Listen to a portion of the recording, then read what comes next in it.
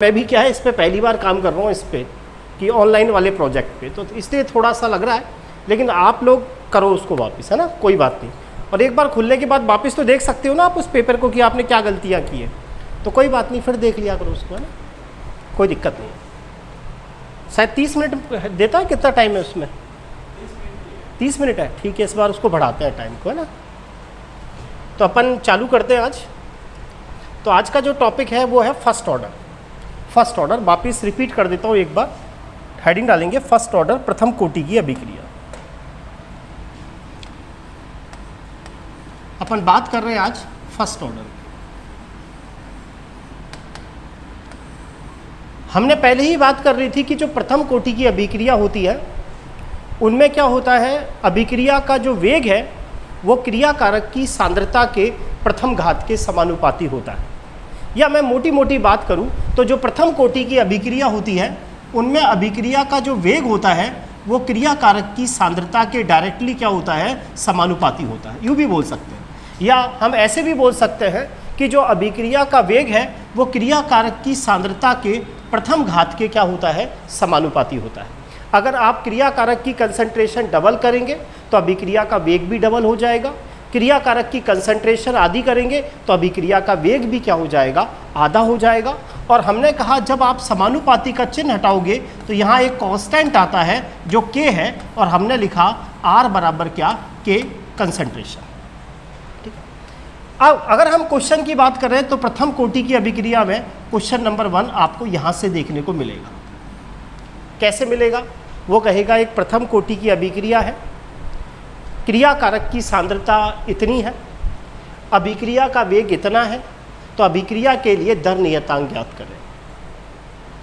एक प्रथम कोटि की अभिक्रिया है, कंसंट्रेशन क्रिया कारक की इतनी है, k का मान इतना है, अभिक्रिया के वेग का मान ज्ञात करें। तो पहला जो न्यूमेरिकली क्वेश्चन बनता है वो r बराबर k कंसंट्रेशन पर बनेगा। ठीक है, तो और मैंने फाइनली इसके बारे में लिखा भी दिया था शायद लास्ट क्लास में, और एक बार और बोल देता हूँ, लिखाया था कि प्रथम कोटि की अभिक्रिया में अभिक्रिया का वेग क्रिया कारक की सांद्रता के प्रथम घात के क्या होता है, समानुपाती होता है। ठीक है, अब मैंने कहा अगर मैं R और कंसंट्रेशन के बीच में ग्राफ खींचूं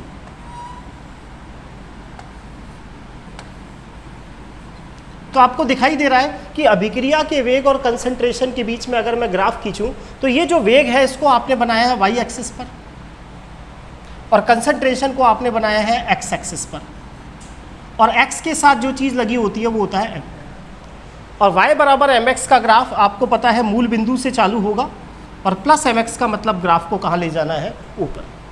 इसका मतलब यह है अगर आपने कंसंट्रेशन कम रखी तो अभिक्रिया का वेग भी कम होगा, कंसंट्रेशन को आप बढ़ाते चलोगे तो अभिक्रिया का वेग भी क्या होता चलेगा, बढ़ता चलेगा। ये फाइनली आपको शायद ये वाली चीज़ बता दी थी, और जिन्होंने नहीं लिखा वो लिख सकते हैं कि फर्स्ट ऑर्डर की रिएक्शन में एक बार वापस बोल रहा हूँ, जिन्होंने नहीं लिखा वो लिखेंगे प्रथम कोटि की अभिक्रिया में लिखेंगे अभिक्रिया का वेग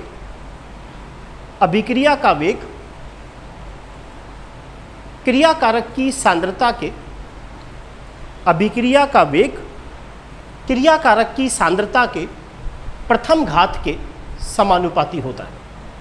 अभिक्रिया का वेग क्रिया कारक की सांद्रता के प्रथम घात के समानुपाती होता है। लिखेंगे R डायरेक्टली प्रोपोर्शनल कंसंट्रेशन, लिखेंगे R बराबर के कंसंट्रेशन, और फिर ग्राफ बनाएंगे R और कंसंट्रेशन के बीच में जो आपको दिखाई दे रहा है। ठीक है, अब कंपेयर करेंगे, जब भी आप जीरो ऑर्डर की रिएक्शन से पढ़ेंगे तो सारी चीज़ों को कंपेयर करेंगे। जीरो ऑर्डर में R बराबर K था, और उसके अंदर अभिक्रिया का वेग ना तो कंसंट्रेशन पर डिपेंड करता है और ना समय पर डिपेंड करता है। जबकि प्रथम कोटि की अभिक्रिया में क्या होगा, शुरू में तो अभिक्रिया का वेग तेज होगा, फिर धीरे धीरे अभिक्रिया का जो वेग होगा वो धीमा होने लग जाएगा। समझ में आई बात? यहाँ तक लिख लिया होगा और समझ में भी आ गया होगा। पहला क्वेश्चन न्यूमेरिकली इस पर ऐसे बन सकता है। अगर हम प्रथम कोटि की अभिक्रिया के लिए समाकलित वेग समीकरण ज्ञात करें, इसके अलावा मैंने आपको एक बात और बताई थी कि यहाँ जो दर नियतांक की यूनिट होगी, जैसे आप किसी अभिक्रिया को कैसे पहचानेंगे कि ये फर्स्ट ऑर्डर की है, तो मैंने कहा था आप उसके अंदर k की यूनिट देख लें, क्योंकि अभिक्रिया का वेग होता है कंसंट्रेशन अपॉन समय, कंसंट्रेशन अपॉन सेकेंड, कंसंट्रेशन से कंसंट्रेशन कैंसिल हो जाएगा, K बराबर बचेगा 1/T, इन्वर्स करोगे तो सेकंड इन्वर्स 1। आपको बता चुका कि प्रथम कोटि की जो अभिक्रिया होती है उसमें रेट कांस्टेंट का जो मान होता है वो सेकंड इन्वर्स 1 या मिनट इन्वर्स 1 होता है। बात समझ में आई? अब इसके समाकलित वेग समीकरण की हम बात कर रहे हैं। मैंने कहा A से बना प्रोडक्ट, और मान लीजिए ये रिएक्शन हमारी प्रथम कोटि की अभिक्रिया है। शुरू में जब टाइम 0 था तो मैंने इस क्रिया कारक की कंसंट्रेशन ली A मोल पर लीटर। शुरू में जब अभिक्रिया चालू हुई तो आपने A की कितनी कंसंट्रेशन ली, A मोल पर लीटर, और शुरू में उत्पाद नहीं बना। थोड़ी देर बाद T टाइम पर रिएक्शन हुई, क्रिया कारक उत्पाद में बदला, तो क्रिया कारक की कंसंट्रेशन रह गई A माइनस एक्स, और उत्पाद आपका कितना बच गया, x। ठीक है। अब मुझसे पूछा गया इस टाइम t पर आप अभिक्रिया का वेग निकालें। तो आपको पता है अभिक्रिया का जो वेग होता है वो क्या होता है, सांद्रता में परिवर्तन बटे परिवर्तन में लगा समय। यही है अभिक्रिया का वेग, या तो आप क्रिया कारक की सांद्रता में परिवर्तन बटे परिवर्तन में लगा समय, या उत्पाद की सांद्रता में परिवर्तन बटे परिवर्तन में लगा समय।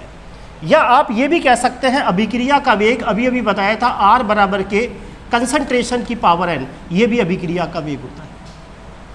और प्रथम कोटि की अभिक्रिया में तो आपको पता है अभिक्रिया का वेग के कंसंट्रेशन के ऊपर डिपेंड करता है, अभी भी बताया था। और यहाँ मुझे अगर t टाइम पर अभिक्रिया का वेग देखना है तो इस t टाइम पर ही मुझे क्रिया कारक की कंसंट्रेशन देखनी होगी कि इस t टाइम पर अगर आपको ये देखना है कि इस अभिक्रिया का वेग क्या है, तो आप ये देखोगे इस t टाइम पर क्रिया कारक की क्या कंसंट्रेशन बची हुई है। इसीलिए dx/dt बराबर Ka माइनस एक्स। अब आपको पता है dx/A माइनस एक्स बराबर हमारा हुआ K.dt। मैंने कहा दोनों तरफ इसका समाकलन करने पर dx/A माइनस एक्स का जो समाकलन होता है वो याद रखना है -ln A माइनस एक्स, और K.dt का जो समाकलन है वो है KT प्लस C। ठीक है। अब मैंने आपसे कहा कि यहाँ C एक कांस्टेंट होता है, इसकी वैल्यू आपको पुट करनी पड़ती है इसको सॉल्व करने के लिए। अब इसकी वैल्यू कैसे पुट करते हैं, तो मैंने कहा जब टाइम 0 है, यानी जब ये टाइम 0 है, टाइम 0 है, शुरू में टाइम 0, ये रहा टाइम 0, तो आपको पता है टाइम 0 यानी ये 0, तो x की वैल्यू 0, तो इसका मतलब जब टाइम 0 है तो C की जो वैल्यू होगी वो बराबर होगी -ln A के। जब t 0 तो x भी 0, तो C किसके बराबर हो गया, -ln A के। मैंने ये लिखा -ln A माइनस एक्स बराबर KT माइनस ln A। आगे समझ, इसका पक्षांतरण कर देते हैं, इसका पक्षांतरण कर देते हैं तो क्या आएगा, KT बराबर ln A, ये माइनस की जगह प्लस का हो जाएगा, minus ln A minus x. कल ही आपको बताया था log m minus log n, ये बराबर होता है log m बटे n के, क्योंकि log m बटे n होता है log m minus log n, तो ये log m minus log n, तो इसे ऐसा लिखा जा सकता है KT बराबर ln A upon A minus x के बराबर 1/T ln A upon A minus x. ln का मतलब है log E बेस में। log दो तरह की बेस में होता है, एक E बेस में होता है और एक tan बेस में होता है। अभी जो ये बेस है वो E बेस है। एक बार आप लोग उतार लें, जो उतारना चाहें, जो जिनका रह गया था कल।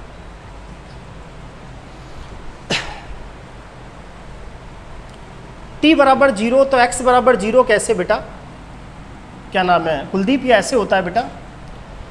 अगर सपोज करो t बराबर 0, देखो ये जब टाइम 0 है तो उस समय x तो बना ही नहीं ना बेटा। हाँ बेटा, बिल्कुल बिल्कुल बिल्कुल भाई, t बराबर 0, एक चीज़ समझ लें, जब टाइम 0 है, आपको पता है जब t 0 होता है तब उस समय x 0 है ना भाई। शुरू में तो केवल आपके पास क्रिया कारक की सांद्रता ही तो है, उत्पाद तो है ही कहाँ। तो वही मैंने कहा जब t 0 है, t 0 है यानी ये जब 0 हो जाएगा, जब t 0 होता है तो x भी 0 है, यानी ये 0 तो ये 0, तो c आपका किसके बराबर आ गया, -ln a के, इसलिए आपने ऐसे किया। अब आपका बेटा क्वेश्चन ये था कि सर ये क्यों किया। हाँ, ये इसीलिए किया क्योंकि अभिक्रिया का वेग होता है उत्पाद की सांद्रता में परिवर्तन बटे परिवर्तन में लगा समय, और अभी अभी बताया था अभिक्रिया के वेग और कंसंट्रेशन के बीच में रिलेशन बताया था R बराबर के कंसंट्रेशन। और एक्चुअल में क्या है, जो आप वेग ज्ञात कर रहे हैं ना वो इस t टाइम पर ज्ञात कर रहे हैं, इसीलिए जो कंसंट्रेशन ली जाती है वो इस t टाइम की ली जाती है, इसीलिए Ka-x। फिर आपने क्या किया, dx/a-x, और इसका इंटीग्रेशन किया, और फाइनली आपके पास ये फॉर्मूला निकल के आया k बराबर 1/t ln a/a-x। आ गया होगा समझ में। दूसरा क्वेश्चन k की यूनिट बन सकती है कि प्रथम कोटि की अभिक्रिया में k की यूनिट क्या होगी। एक इक्वेशन दे देगा, कहेगा इसके लिए k का मान ये है, पहचानिए कौन सी कोटि की अभिक्रिया है, तो आप k को देखकर पहचान लेंगे कि इसकी जो अभिक्रिया है वो कौन सी अभिक्रिया की है, प्रथम कोटि की अभिक्रिया की है। एक बार इसको यहाँ तक उतारें। एक बार बेटा नीचे से पानी की बोतल है, अगर यहाँ नहीं हो ना नीचे तो एक काम करना, नीचे बेसमेंट में जाना, वो सामने खूब सारी बोतलें रखी है पानी की, उसमें से खाली लेना। एक बार उतारना,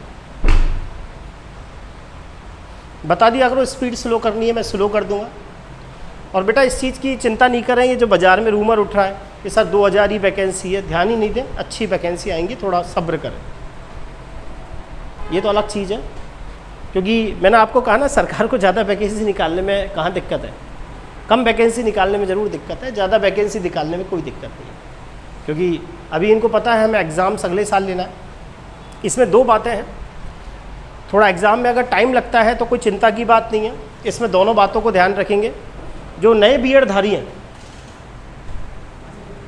नीचे बेसमेंट में जाना, बेसमेंट उसमें नहीं, नीचे बेसमेंट है, इसमें नहीं, नीचे बेसमेंट में खोल लेना उसको। और उसमें जैसे जो लोग, मतलब दो बातें हैं बेटा, मान के चलो कुछ लोग ऐसे हैं जो जॉब वगैरह कर रहे हैं, तो बेटा वो अपनी जॉब वगैरह करते रहें और साथ में इसको थोड़ा थोड़ा अपने जो टाइम्स है वो देते रहें। जैसे केमिस्ट्री के 1-1.25 घंटे लेते हैं अपन, वो देते रहें। हाँ, जो लेटेस्ट बीएड धारी हैं, जो अभी बीएड करके आए हैं, वो ज़रूर अपना पूरा टाइम टोटली इसको दें। और जिन्होंने पहले तैयारी कर रखी है, कुछ मार्क्स से रहे हैं, वो थोड़ा इसको ध्यान दें। और अगर मान लो कहीं जैसे टीचर वगैरह हैं, पढ़ा रहे हैं, तो उसको कंटिन्यूस पढ़ाते रहें, पढ़ाने से कोई नुकसान नहीं है, परफेक्शन ही आएगा। अब अगली बात करें तो यहाँ से एक ग्राफ पूछा गया है एनसीईआरटी में, पहला ग्राफ ln a-x और वर्सेस t का ग्राफ पूछा गया है। पहला जो हमारे ग्राफ है एनसीईआरटी में वो है ln a-x वर्सेस t के बीच में हमें ग्राफ बनाना है। तो देखो वो ग्राफ कैसे बनाएंगे ln a-x वर्सेस t के बीच में। ये जो मेरा फॉर्मूला है मैं इसको लिख रहा हूँ KT बराबर ln a/a-x। इसको KT बराबर ln a/a-x, इसको लिख सकते हैं KT बराबर, अब ये पता है आपको log m/n है, और log m/n को लिखा जा सकता है log m minus log n। सही है, ये वाली चीज़, ये वाली अभी। अब मैंने क्या किया, इसको इधर पक्षांतरण कर दिया और इसको इधर ले गया, तो ln a-x बराबर ln a माइनस KT। वापिस देखेंगे, पहला जो तीसरे नंबर का क्वेश्चन है बेटा वो ग्राफ है, हमारे एनसीईआरटी में ग्राफ दे रखा है कि ln a-x वर्सेस t के बीच में ग्राफ कैसे खींचेंगे। ठीक है, तो मैंने क्या किया, इसी फॉर्मूले को काम में लिया, KT बराबर ln a/a-x। ये हमें पता है log m/n, log m/n को लिखा जा सकता है log m minus log m, लिख दिया।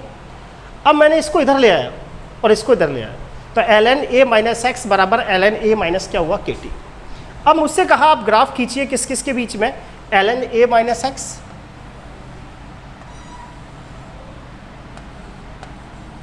और t के बीच में। ln a माइनस एक्स को आपने y एक्सिस पर बनाया है, t को आपने x एक्सिस पर बनाया है, t के साथ जो जुड़ा है वो m है, रिमेनिंग चीज आपको पता है c। तो ये सरल रेखा का ग्राफ है y बराबर c माइनस एम एक्स का। प्लस c का मतलब है यहाँ काटिए, अगर c नहीं होता तो ग्राफ मूल बिंदु से चालू होता, प्लस एम एक्स होता है तो ग्राफ को ऊपर ले जाना होता है, माइनस एम एक्स होता है तो ग्राफ को कहाँ ले जाते हैं, नीचे ले जाते हैं। और ln a minus x versus t के बीच में जो हम ग्राफ खींचते हैं तो उसका जो ढाल आता है वो किसके बराबर आता है, माइनस k के बराबर आता है। और ये जो अंतःखंड है, इसको c को अंतःखंड कहते हैं, और ये जो अंतःखंड है ये किसके बराबर आता है, ln a के बराबर आता है। उम्मीद करता हूँ सबके ग्राफ समझ में आ गया होगा।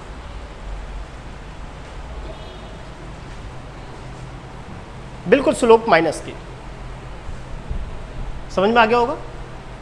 के टी बराबर ln a upon a minus X, ये log m बटे n है, log m minus log n, इसको इधर ले आया, ये रह गया ln a minus K T, Y axis पर ln a minus x, x axis पर t के साथ m है, रिमेनिंग चीज c है, y बराबर c माइनस एम एक्स का ग्राफ, जो ढाल है वो किसके बराबर है, माइनस k के बराबर है।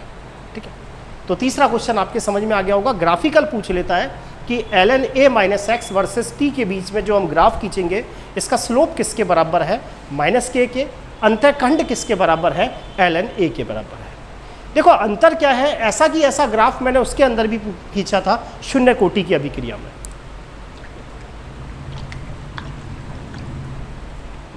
लेकिन शून्य कोटि की अभिक्रिया में जो ये ग्राफ आया था उसमें मैंने कहा था क्रिया कारक की सांद्रता समय के साथ रेखीय रूप से कमी होती है, लेकिन वो जो ग्राफ था वो a minus x versus T के बीच में था।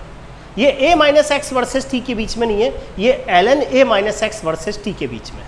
तो जब भी पढ़े जीरो ऑर्डर और फर्स्ट ऑर्डर को आपस में कंपैरिजन करते चलो। ठीक है, तीसरा चौथा क्वेश्चन आपसे पूछता है इसी से बेस, विलहेल्मी इक्वेशन, कि इनमें से विलहेल्मी इक्वेशन कौन सी है। बना लिया होगा बेटा सबने, एक बार यहाँ तक बना लिया, बता दो बेटा।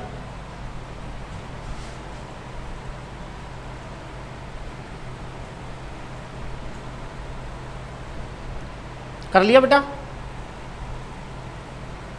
चले आगे। अब है अगली क्वेश्चन कि इनमें से विलहेल्मी इक्वेशन कौन सी है, ऐसा क्वेश्चन आता है। नेक्स्ट पॉइंट है विलहेल्मी इक्वेशन।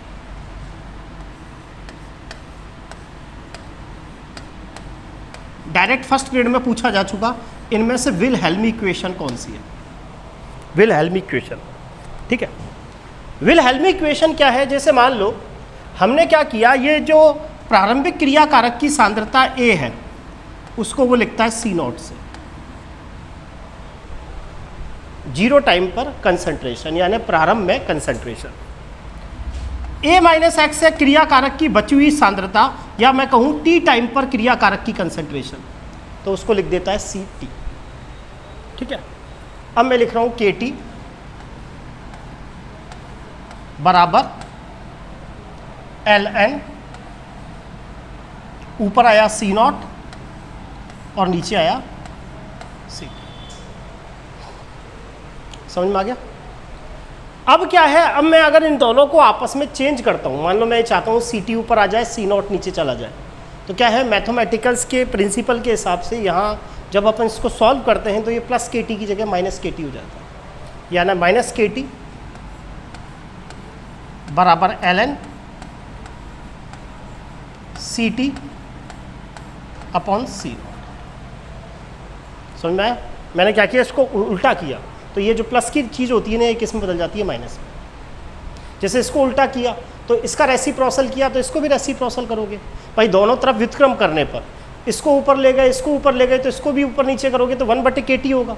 समझ में आ गया, आ रही बात समझ, यानी ये प्लस की जगह माइनस Kt हो जाता है लॉग ई बेस में जब अपन इसको उल्टा करते हैं।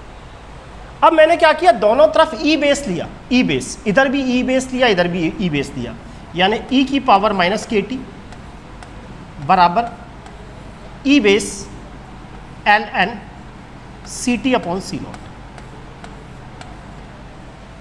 समझ में आई?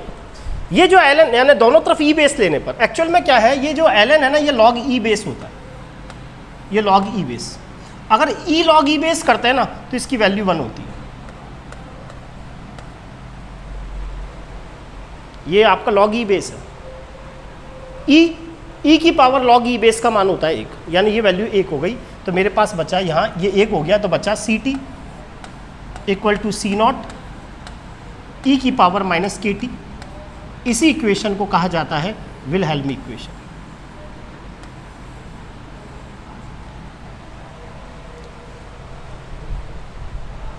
वापस बता रहा हूँ क्या किया मैंने। Initial concentration C naught, T time पर रिएक्टेंट की concentration C T, K T बराबर L N C naught upon C T.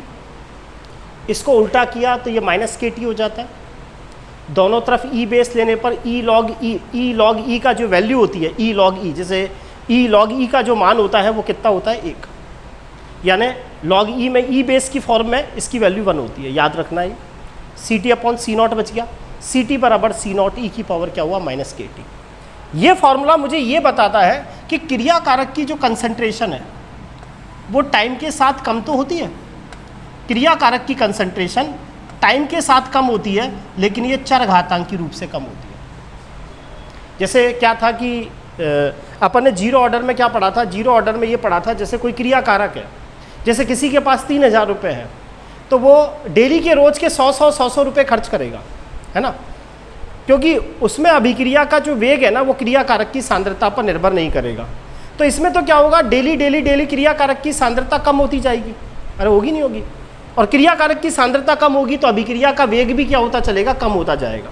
यानी इसके अंदर क्या होता है, क्रिया कारक की जो कंसंट्रेशन, उसमें जीरो ऑर्डर में तो क्रिया कारक की कंसंट्रेशन सरल रेखीय रूप से कम होती है, यानी आज के 100 आज के 100 आज के 100, और इसके अंदर क्रिया कारक की जो कंसंट्रेशन होती है वो चरघातांकी रूप से कम होती है। यानी प्रथम कोटि की अभिक्रिया में क्रिया कारक की सांद्रता चरघातांकी रूप से कम होती है, यानी आज 2 कल 4 फिर 8 फिर 16, चरघातांक मतलब घातांक के रूप में, बढ़ती हुई घातांक के रूप में कंसंट्रेशन लगातार क्या हो जाती है, कम होती जाती है। जबकि उसके अंदर ये वाला जो ग्राफ था सी टी और टी के बीच में जीरो ऑर्डर के अंदर, वो इस तरह का था। क्रिया कारक की जो कंसंट्रेशन है वो लीनियरली कम होती है, और यहाँ कैसे कम होती है, चरघातांकी रूप से क्रिया कारक की कंसंट्रेशन में क्या आती है, कमी आती है। एक बार आप इसको उतार, और मेरे हिसाब से समझ में भी आ गया होगा सबके। विलहेल्मी इक्वेशन डायरेक्ट आपसे आरपीएससी ने पूछी, इनमें से विलहेल्मी इक्वेशन कौन सी है, तो टी टाइम पर क्रिया कारक की कंसंट्रेशन बराबर सी नॉट ई की पावर माइनस के टी, ये विलहेल्मी इक्वेशन होती है। और ये आपको ये बताती है कि जो प्रथम कोटि की अभिक्रिया है उसमें क्रिया कारक की सांद्रता समय के साथ कम तो होगी, भाई क्रिया कारक तो उत्पाद में बदलेगा, लेकिन वो चरघातांकी रूप से क्रिया कारक की सांद्रता समय के साथ कम होती जाती है। उतार लिया बेटा, चला आगे। अब हमारा ये फॉर्मूला जो आया वो आया के टी बराबर L N A upon A minus X, ये फॉर्मूला आया। कल मैंने कहा था लॉग ई बेस को अगर लॉग 10 में बदलना है, लॉग ई बेस को अगर लॉग 10 में बदलना होता है तो 2.303 लॉग 10 कर देते हैं। लॉग ई बेस को या ln को अगर आपको log 10 में बदलना है तो ln की जगह लिख दिया जाता है 2.303 log 10। तो फॉर्मूला हुआ k बराबर ln की जगह लिख सकते हो 2.303, t को इसके नीचे ले लिया, log 10 a upon a minus X. ये आपका प्रथम कोटि की जो अभिक्रिया है उसके लिए समाकलित वेग समीकरण है। ए क्रिया कारक की प्रारंभिक सांद्रता है और a माइनस एक्स क्या है, क्रिया कारक की टी टाइम पर बची हुई सांद्रता है। जैसे मैं कहूँ कि कोई रिएक्शन 75% पूरी हो गई तो आप मानोगे क्रिया कारक की प्रारंभिक सांद्रता तो 100, 75% पूरा होने का मतलब अब ये 25 रह गया, यानी 100 में से 75 खर्च हो गया, रह कितनी गई 25। a माइनस एक्स है क्रिया कारक की बची हुई सांद्रता और a क्या है, क्रिया कारक की प्रारंभिक सांद्रता। एक बार आप इसको उतार ले आप। उतार लिया। अब लिखें, ग्राफ है, एक एनसीईआरटी में ग्राफ है, सीधा सा ग्राफ है, log 10 a upon a minus x versus t के बीच में एनसीईआरटी की पुरानी बुकों में ग्राफ बना रखा है। कुछ नहीं करना, इसको y पर लाना है, ये y होता है और ये x होता है। इसको इधर ले जाओ, इसको इधर ले जाओ, तो आपके पास रहा log 10 a upon a minus x बराबर के टी, ऐसा कर लेते हैं, ये ना, इसको इधर k अपॉन 2.303,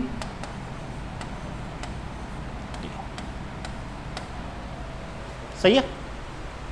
ये इधर चला गया, ये इधर चला गया। अब हमें पता है ये तो है y,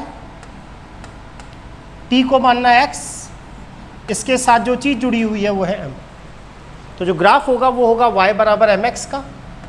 y बराबर mx का ग्राफ आपको पता है हमेशा मूल बिंदु से चालू होगा, प्लस mx ऊपर जाता है, और ये जो ग्राफ है वो है log 10 a upon a minus x versus t के बीच में, और इसका जो ढाल आता है वो आपका बराबर आता है k बटे 2.303।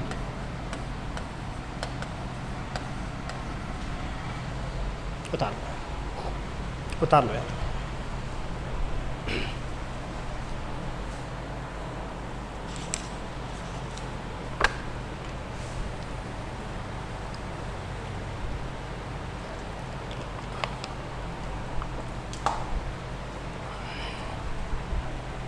उतार लिया बेटा। तो उम्मीद करता हूँ यहाँ तक जो पढ़ाया समझ में आ गया होगा। 4 चीज़ें निकल के आई अभी तक जो पढ़ाया, थोड़ा सा अगर सोचेंगे तो न्यूमेरिकली बेस करें तो पहला क्वेश्चन R बराबर के कंसंट्रेशन, R और कंसंट्रेशन दे रखी होगी, इस कंसंट्रेशन पर अभिक्रिया का वेग ये के फाइंड आउट करें। दूसरी बात निकल के समझ में आया, ln a minus x versus t का ग्राफ खींचा ये वाला, तो ढाल माइनस के बराबर आया। तीसरा हमने विलेल्मी इक्वेशन देखी, Ct बराबर सी नॉट ई की पावर माइनस के टी, जो ये बता रहा है कि रिएक्टेंट की कंसंट्रेशन टाइम के साथ कम होगी फर्स्ट ऑर्डर में, लेकिन वो एक्सपोनेंशियली चरघातांकी रूप से कम होगी। चौथी बात हमने कहा k बराबर 2.303 upon T log 10 a upon a minus x, numerically करते समय ये चीज़ काम आएगी। पांचवा चीज़ log 10 a upon a minus x versus t के बीच में ग्राफ खींचा हुआ है, तो जो ढाल है वो k बटे 2.303 के बराबर आएगा। आगे समझ में चौथे पांचवा क्वेश्चन। अब देखो 2 चीज़ें हैं, 2 फॉर्मूले दे रखे हैं एनसीईआरटी में। k बराबर 2.303 upon t log 10 a upon a minus x, एक फॉर्मूला तो एनसीईआरटी में ये है। दूसरा फॉर्मूला क्या है, k बराबर 2.303 अपॉन T2 माइनस T1 बराबर log 10 a minus x1 upon a minus x2। ये हमें 2 फॉर्मूले एनसीईआरटी में दे रखे, दोनों में अंतर समझना। ये फॉर्मूला कब अप्लाई करते हैं, ये फॉर्मूला कब अप्लाई करते हैं। वैसे हमारे कोर्स में जनरली ये वाला फॉर्मूला ही काम आता है, ये वाला फॉर्मूला आज तक नहीं पूछा गया। ठीक है, देखो ये फॉर्मूला कैसे अप्लाई करते हैं। हम क्या मान रहे हैं, ए से बना प्रोडक्ट,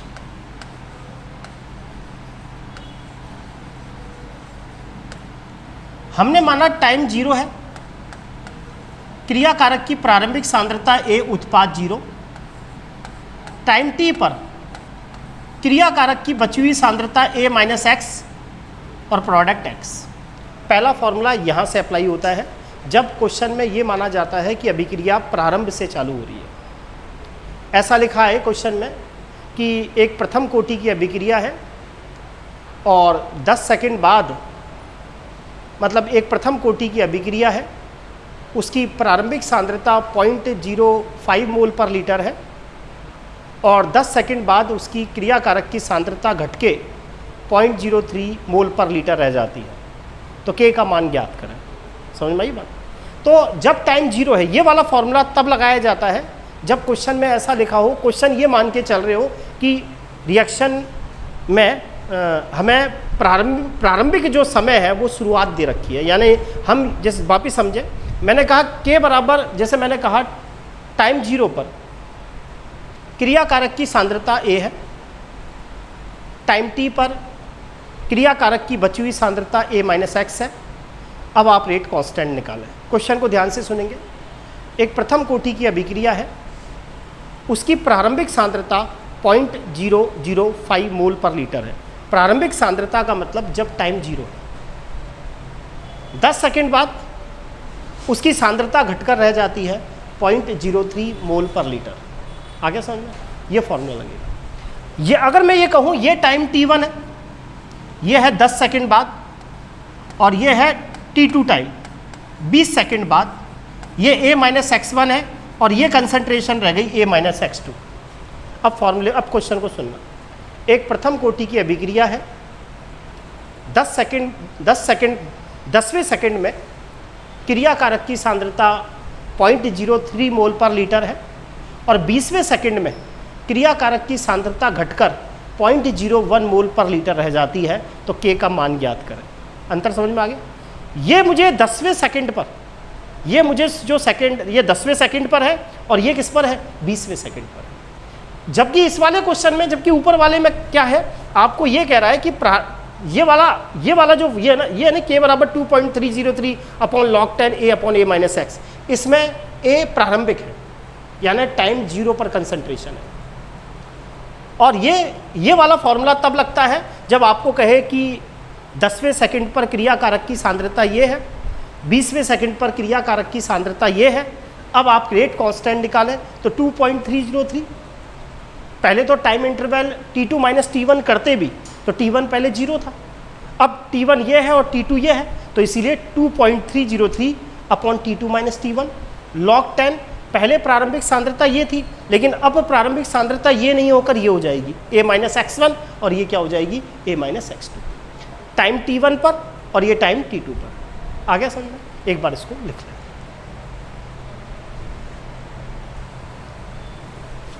अब एक छोटा सा क्वेश्चन लिखेंगे।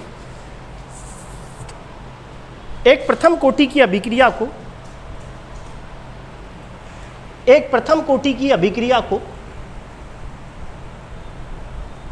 90% पूरा होने में 10 मिनट का समय लगता है। एक प्रथम कोटि की अभिक्रिया को पूरा होने में, 90% पूरा होने में 10 मिनट का समय लगता है। तो 99% पूरा होने में, 99% पूरा होने में कितना समय लगेगा? तो 99% पूरा होने में कितना समय लगेगा?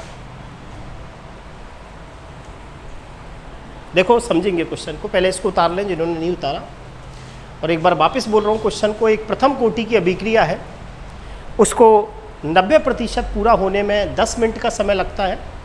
तो 99% पूरा होने में कितना समय लगेगा?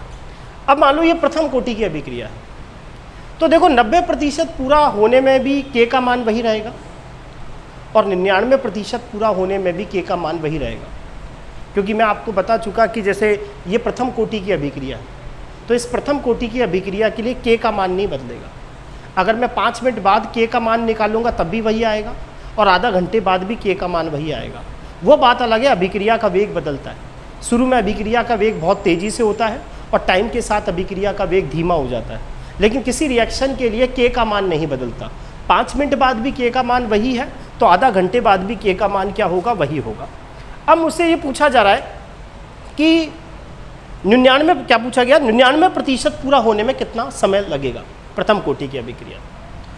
अब देखो हमने कहा के बराबर 2.303 upon T log 10 A upon A - x, ये हमारे पास फॉर्मूला है। हमें पता है के मान में चेंज नहीं आएगा। जब रिएक्शन 90% पूरी हो जाएगी तब भी के वही रहेगा, और 99% पूरी हो जाएगी तब भी के का मान वही रहेगा, क्योंकि किसी भी रिएक्शन के लिए के कांस्टेंट रहता है। तभी तो नाम है दर नियतांक, कि टाइम के साथ के बदलेगा नहीं। तो अगर हम ये देखते हैं कि के का क्या मान है, अब इसने कहा एक प्रथम कोटि की अभिक्रिया है जो 90% पूरा होने में 10 मिनट का समय लेती है। तो हम के का मान देखें तो के बराबर 2.303 समय लेती है 10 मिनट, log 10। मैंने ये माना प्रारंभ में सांद्रता है 100, अब अभिक्रिया बोलो कितने परसेंट पूरी हो गई, 90%। ये कह रहा है ना एक प्रथम कोटि की अभिक्रिया है, उसको 90% पूरा होने में 10 मिनट का समय लगता है। 90% पूरा होने का मतलब 100 रुपये में से 90 रुपये खर्च हो गए। अब क्रियाकारक की बची हुई सांद्रता क्या है, 10। 10 से 10 कैंसिल, ये 10 बार, और पता होगा log 10 का मान 1 होता है। तो मेरे पास ये के का मान निकल के आ गया 2.303/10, और यूनिट हो जाएगी मिनट इनवर्स पर। मिनट में है ना, ये मिनट। अब मुझसे पूछा कि बताओ ये प्रथम कोटि की अभिक्रिया को 99% पूरा होने में कितना समय लगेगा। तो के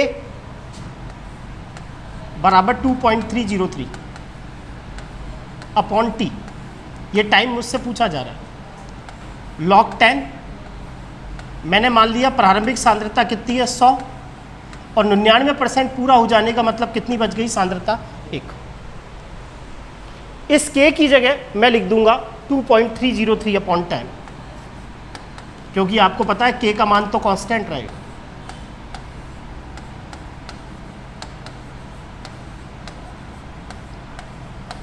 log 100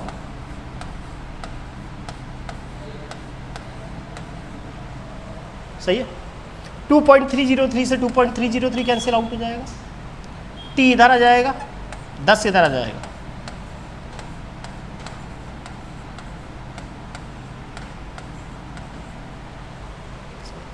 log 100 को लिख सकते हैं 10 का स्क्वायर,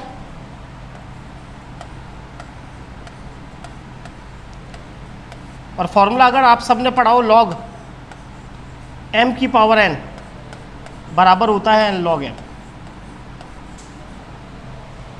भाई 100 को लिख सकते हैं ना हम 10 का स्क्वायर, ये log m की पावर n, तो ये n आगे आ जाएगा 2 log 10,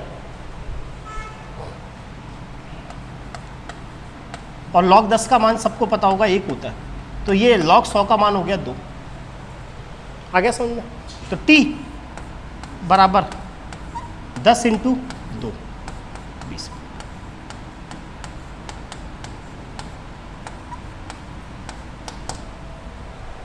एक बार लाइव वाले भी बताएं समझ में आया या नहीं, एक बार यहाँ तक बताएं।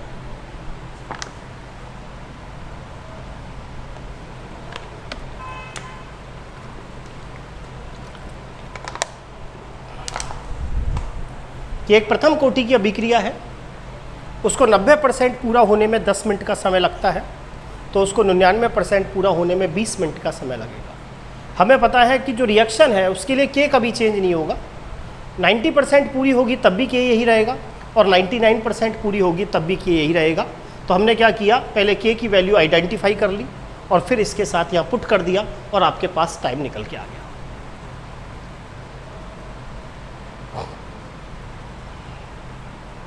कोई दिक्कत?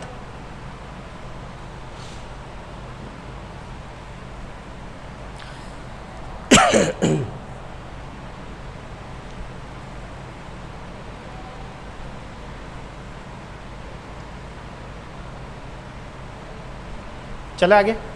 उम्मीद करता हूँ सबके समझ में आ गया होगा। माधवी बेटा आ गया, कुलदीप समझ में आ गया, चौहान साहब, मोनिका मैम, और विपिन आपके, प्राची, मोहन, ठीक है।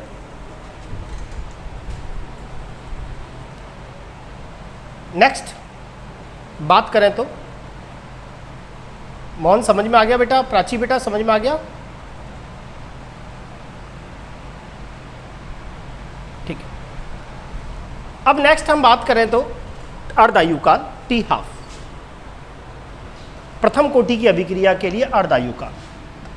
जिन्होंने सेकंड ग्रेड दी थी वो क्वेश्चन भी आया था, याद हो तो, कि एक प्रथम कोटि की अभिक्रिया है, उसको उसका जो अर्धायु काल है या अर्धायु काल या 75%, हाँ अर्धायु काल 32 मिनट दे रखा था, कुछ ऐसा ही था। बेटा चिंता नहीं करें माधवी बेटा, वहाँ खूब टाइम मिलता है, तो वैसे इसकी शॉर्ट ट्रिक नहीं है कोई, और करना ऐसे ही पड़ेगा, इसको ऐसे ही करना पड़ेगा, ठीक है ना। और एग्ज़ाम में ऐसा क्वेश्चन आता है तो कैलकुलेशन ऐसी आती है कि आप इजीली कर सकें।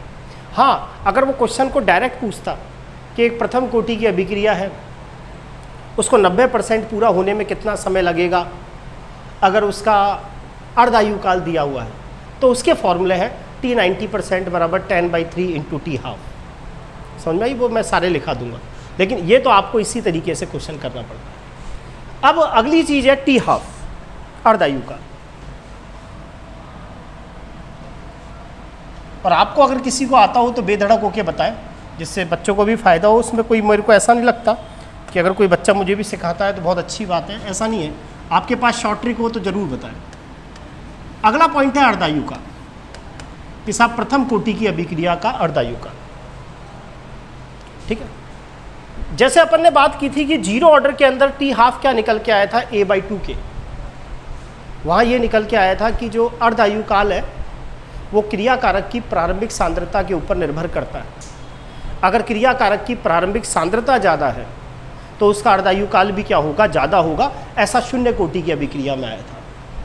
T हाफ पहले ही बता चुका कि अर्धायु काल वो समय होता है जब क्रिया कारक की सांद्रता प्रारंभिक सांद्रता की क्या रह जाए, आधी रह जाए, या आप ये भी कह सकते हैं x बराबर A/2 हो जाए।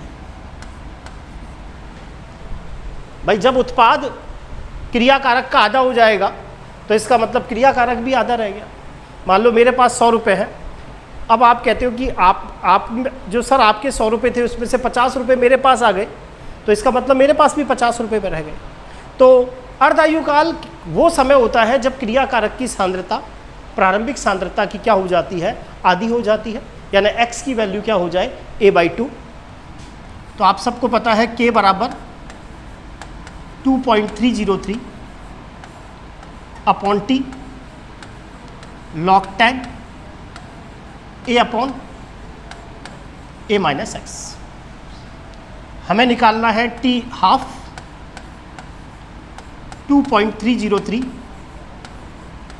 अपॉन K log 10 A में से A/2 चला गया तो रह गया A/2। भाई A x की वैल्यू A/2, तो A में से A/2 चला गया A/2। तो T हाफ बराबर 2.303 अपॉन K log ऑफ 10 2, पहला फॉर्मूला।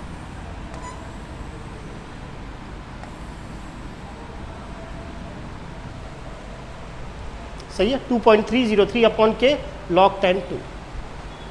अब आपको पता है ये जो 2.303 log 10 है इसे ln लिखा जा सकता है। अभी भी बताया था ना ln बराबर 2.303 log 10। तो 2.303 log 10 को ln लिखा जा सकता है। तो आपके पास दूसरा फॉर्मूला अर्धायु काल निकालने का ये भी हो जाता है T हाफ बराबर ln 2/k।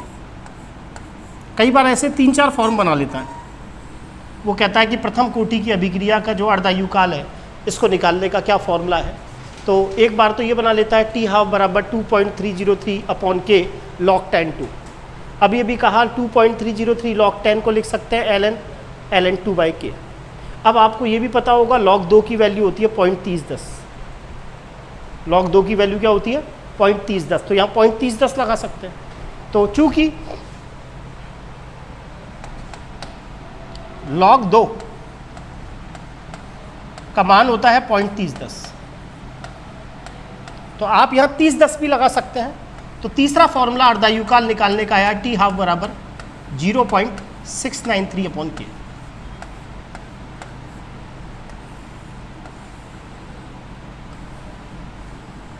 ये मेरे पास 3 फॉर्मूले निकलते हैं, ये पहला फॉर्मूला टी हाफ बराबर 2.303 अपॉन के log 10 2। अर्धायुकाल निकालने का ये फॉर्मूला भी है ln 2/k, और न्यूमेरिकल करने का ये फॉर्मूला भी है टी हाफ बराबर 0.693 अपॉन के। तो ये प्रथम कोटि की अभिक्रिया के अर्धायुकाल निकालने के तीनों फॉर्मूले हैं कि प्रथम कोटि की अभिक्रिया के अर्धायुकाल का व्यंजक होता है 0.693 अपॉन के ही याद नहीं रखना, ln 2/k भी होता है, 2.303 अपॉन के log 10 2 ये भी होता है। तो इन तीनों में कोई भी फॉर्मूला या तीनों मिल सकते हैं, उपरोक्त सभी तो उपरोक्त सभी होता है। यहाँ जीरो ऑर्डर और यहाँ फर्स्ट ऑर्डर में क्या अंतर निकल के आया, यहाँ जो अर्धायुकाल होता है ना, अर्धायुकाल वो क्रिया कारक की सांद्रता पर निर्भर नहीं करता। जैसे मान लो कोई रेडियो एक्टिव पदार्थ है, अगर आपने 100 ग्राम का कोई रेडियो एक्टिव पदार्थ लिया तो 100 ग्राम रेडियो एक्टिव पदार्थ को 50 ग्राम होने में अगर 5 मिनट का समय लगता है, तो अगर आप रेडियो एक्टिव पदार्थ 50 ग्राम ले लेंगे तो उसको 25 ग्राम होने में भी 5 मिनट का ही समय लगेगा, क्योंकि इनके अंदर जो अर्धायुकाल होता है वो क्रिया कारक की प्रारंभिक सांद्रता पर निर्भर नहीं करता है। यहाँ क्या है, जैसे अगर आपके पास 100 रुपये है और 100 रुपये को 50 रुपये होने में अगर 5 मिनट का समय लगता है, तो 50 रुपये को 25 रुपये होने में भी कितने मिनट का समय लगेगा, 5 ही मिनट का समय लगेगा, यानी आधा होने में समय फिक्स होता है। अगर आपने रेडियो एक्टिव पदार्थ कोई 100 ग्राम का ले लिया तो उसको 100 ग्राम से 50 ग्राम होने में भी 5 मिनट का समय लगेगा, और अगर आपने रेडियो एक्टिव पदार्थ की प्रारंभिक सांद्रता 50 ग्राम कर ली तो उस 50 ग्राम को 25 ग्राम होने में भी कितना समय लगेगा, 5 मिनट का ही समय लगेगा। समझ में आ रही है, क्योंकि इसके अंदर क्या होता है, इसके अंदर जो अर्धायुकाल है वो क्रिया कारक की प्रारंभिक सांद्रता पर निर्भर नहीं करता है। तो लिखेंगे नोट लगा के, प्रथम कोटि की अभिक्रिया में, प्रथम कोटि की अभिक्रिया में, प्रथम कोटि की अभिक्रिया में अर्धायुकाल, प्रथम कोटि की अभिक्रिया में अर्धायुकाल क्रिया कारक की प्रारंभिक सांद्रता पर निर्भर नहीं करता।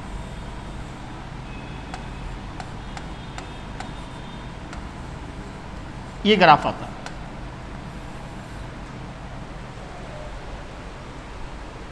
आप कोई सी भी कंसंट्रेशन ले लीजिए, अर्धायुकाल फिक्स रहता है। जैसे कोई रिएक्शन चल रही है, मान लीजिए आपने उसकी कंसंट्रेशन 5 मोल पर लीटर ले ली और 5 मोल को 2.5 मोल होने में 12 मिनट का समय लगता है, तो अगर आप कंसंट्रेशन 10 मोल ले लेंगे ना, तो 10 मोल को भी 5 मोल होने में 12 मिनट का ही समय लगेगा। आया समझ? ये जो रेडियो एक्टिव डिके होता है ना, रेडियो एक्टिव विघटन, ये फर्स्ट ऑर्डर की रिएक्शन होती है, और आपको जब आप न्यूमेरिकल करोगे तो इस तरह के क्वेश्चन भी मिलेंगे। जैसे वो कहेगा कि आपने 100 ग्राम रेडियो एक्टिव पदार्थ ले लिया, अब उस 100 ग्राम रेडियो एक्टिव पदार्थ को 12.5 ग्राम आने में कितना समय लगेगा। 100 ग्राम रेडियो एक्टिव पदार्थ को 12.5 ग्राम रेडियो एक्टिव बनने में कितना समय लगेगा। मतलब कोई रेडियो एक्टिव पदार्थ है, उसकी प्रारंभिक मात्रा 100 ग्राम है, तो बचाओ उसकी 12.5 ग्राम मात्रा कितनी देर में बच जाएगी, जबकि अर्धायुकाल 5 मिनट है। तो देखो 100 ग्राम को 50 ग्राम होने में भी 5 मिनट का समय लगेगा, और 50 ग्राम को 25 ग्राम होने में भी 5 मिनट का समय लगेगा, और 25 ग्राम को 12.5 ग्राम होने में भी कितने मिनट का समय लगेगा, 5 मिनट का समय लगेगा। इसका मतलब 5 और 5 10 और 5 15, यानी 15 मिनट का समय लगेगा 100 ग्राम रेडियो एक्टिव को 12.5 ग्राम रेडियो एक्टिव बनने में, बशर्त अर्धायुकाल कितना दे रखा हो, 5 मिनट। क्योंकि इसके अंदर होता ही क्या है, फर्स्ट ऑर्डर की रिएक्शन में अर्धायुकाल इस बात पे डिपेंड नहीं करता है, वो फिक्स होता है। आपने कंसंट्रेशन कितनी दे रखी है इस पे डिपेंड नहीं करता। 100 ग्राम को 50 ग्राम होने में भी 5 मिनट का समय लगेगा, तो 50 ग्राम को 25 ग्राम होने में भी 5 मिनट का समय लगेगा, और 25 ग्राम को 12.5 ग्राम होने में भी कितनी देर का समय लगेगा, 5 मिनट का ही समय लगेगा। अब देखो इससे एक चीज़ और समझ में आ गई, वैसे तो मैं डेरिवेशन से बताऊँगा। मान लो कोई क्रिया कारक है, उसकी प्रारंभिक सांद्रता 100 है। अब प्रथम अर्धायुकाल के बाद उसकी प्रारंभिक सांद्रता 50 रह गई, और दूसरे अर्धायुकाल के बाद उसकी प्रारंभिक सांद्रता घटकर 25 रह गई। इसका मतलब यहाँ 75% रिएक्शन पूरी हो गई। भाई मेरे पास 100 रुपये थे, पहले 100 के 50 हुए, पहला अर्धायुकाल, फिर 50 के 25 रह गए, दूसरा अर्धायुकाल। तो मैंने 75% पैसे खर्च कर दिए ना। अगर कोई रिएक्शन जिसकी प्रारंभिक सांद्रता 100 है, अब सांद्रता अगर 25 बच जाती है, तो इसका मतलब है रिएक्शन 75% पूरी हो गई। तो आपको पता चल रहा होगा फर्स्ट ऑर्डर की रिएक्शन को 75% पूरा होने में कितना समय लगता है, 2 × T½ 75% पूरा होने में 2 T½ आ जाता है। अरे समझ में आ रही बात? अगर प्रथम कोटि की अभिक्रिया है उसको 87.5% पूरा होने में कितना समय लगेगा, तो आप कहोगे 3 × T½ देख लो आप। क्रियाकारक की प्रारंभिक सांद्रता 100 थी, 12.5 रह गई, इसका मतलब 87.5% रिएक्शन पूरी हो गई। तो 87.5% रिएक्शन को पूरा होने में 3 अर्धायुकाल आ रहे हैं, ये आ रहा, ये आ रहा, ये आ रहा। अरे समझ में आई बात? तो बेटा माधवी बेटा जो आप पूछ रहे थे ना, वो इस तरह से क्वेश्चन पूछता है, अगर डायरेक्ट फॉर्मूले बेस पर क्वेश्चन पूछता है। जैसे आपके इस साल 2nd ग्रेड में भी आया था इस तरह का क्वेश्चन कि एक प्रथम कोटि की अभिक्रिया है, उसका अर्धायुकाल 16 मिनट है, तो बताओ उसको 75% पूरा होने में कितने मिनट का समय लगेगा। 2 × 16 मिनट, आंसर था 32 मिनट। अरे समझ में आई बात? अब फाइनली तो यही रिजल्ट आएंगे, लेकिन मैं कुछ डेरिवेशंस बताऊंगा, उस आधार पर देखेंगे। अगला देखें, लिखें T 75%, T 75%, T 75% लिख सकते हैं या T 3/4 लिख सकते हैं। 75% का मतलब यह है कि मेरे पास 100 रुपये थे, अब 25 रुपये रह गए। अगर प्रारंभिक सांद्रता A है तो ये जो A - X है ये बच जाएगा A/4। सही है? अगर कोई रिएक्शन 75% पूरी हो जाती है तो इसका मतलब क्या हुआ, 25% बच गई ना। अगर मैं ये कहूँ कि कोई रिएक्शन 75% पूरी हो रही है तो इसका मतलब यह है कि जो x है इसकी वैल्यू क्या है, 3/4। बात समझ में आ रही है? वापस सुने, कोई रिएक्शन मैं कहता हूँ 75% पूरी हो गई, तो इसका मतलब 100 में से 75 रुपये खर्च हो गए, यानी 75 रुपये उत्पाद में बदल गए, अब 25 रुपये रह गए। अगर मेरे पास 1 रुपया है, मैं कहूँ 75% खर्च हो गया, तो इसका मतलब 75 पैसे खर्च हो गए, बच कितने गए, 25 पैसे बच गए। 75% पूरा होने का मतलब यह है कि x बराबर 3/4, तो a - 3/4 लगाओगे तो A/4 बचेगा। तो देखो k बराबर 2.303 upon T log 10 A upon A - X। किसी प्रथम कोटि की अभिक्रिया को 75% पूर्ण होने में कितना समय लगेगा, तो 2.303 अपॉन के log 10 A upon A/4। A से A कैंसिल हुआ। log 4 की वैल्यू होती है 0.6020, log 4 की जो वैल्यू है वो होती है 2 × 0.3010, तो T 75% बराबर 2.303 अपॉन के इंटू 0.3010 इंटू 2। सही है? अभी बताया था 2.303 और 0.3010 को जब आप आपस में मल्टीप्लाई करते हो तो ये आता है 0.693। तो T 75% बराबर 0.693 अपॉन के इंटू 2, और 0.693 अपॉन के होता है T 50%, तो T 75% बराबर क्या हुआ, 2 × T½ यानी प्रथम कोटि की अभिक्रिया को 75% होने में लगने वाला समय अर्धायुकाल का दुगना होता है। अगर अर्धायुकाल 16 मिनट है ना, तो 75% पूरा होने में 32 मिनट का समय लगेगा, और अगर 75% पूरा होने में 32 मिनट का समय लग रहा है तो अर्धायुकाल आपका 16 मिनट आएगा। यही क्वेश्चन इस साल 2nd ग्रेड में आया था, जिन्होंने 2nd ग्रेड का एग्जाम दिया था। एक बार उतार लो।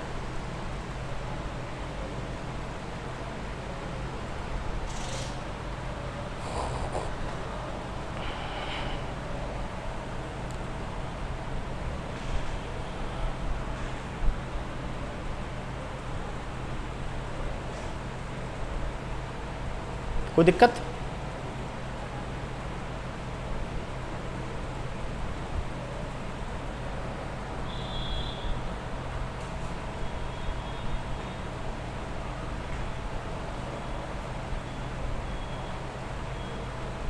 मोहन उतार लिया बेटा?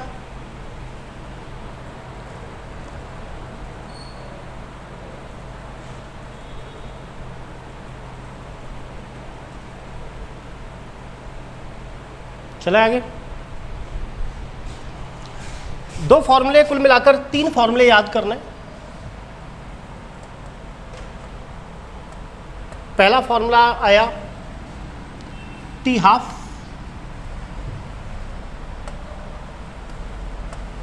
टी हाफ न्यूमेरिकली याद रखना है।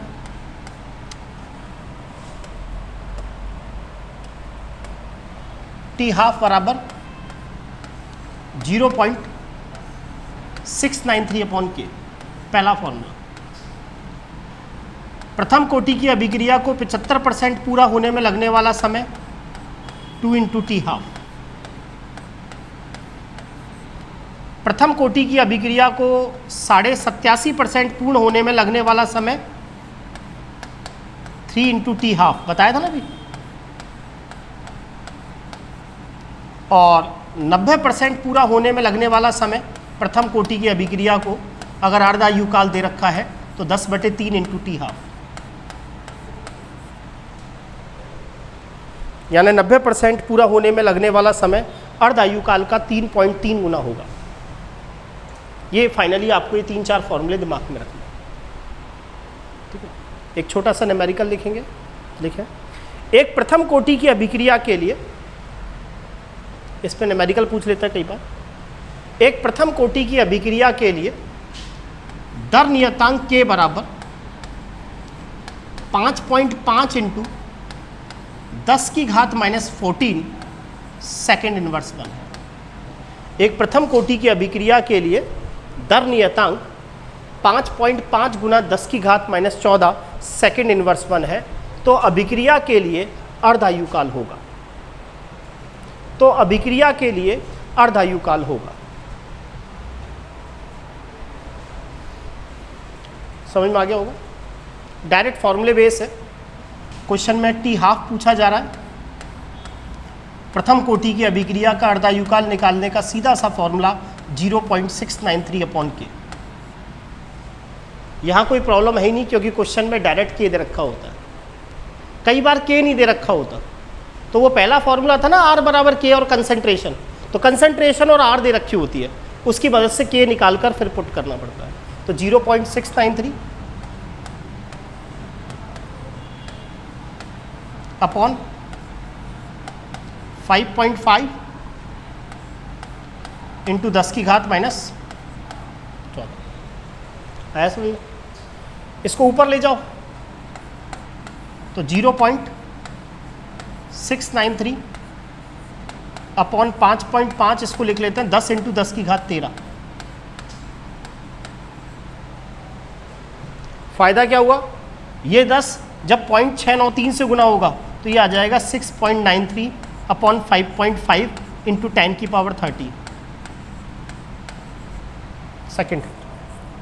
अब आपको पता चल गया 6.93 में जब 5.5 का भाग लगाओगे तो 1 पॉइंट समथिंग आंसर आएगा। तो एक्यूरेट आंसर है 1.26 इंटू 10⁻13 सेकेंड। 1.26 into 10⁻13 second. उम्मीद करता हूँ आज का समझ में आया होगा। अभी फर्स्ट ऑर्डर में 1 दिन और लगेगा, कल का, और फिर अपन आगे सेकंड ऑर्डर स्टार्ट करें।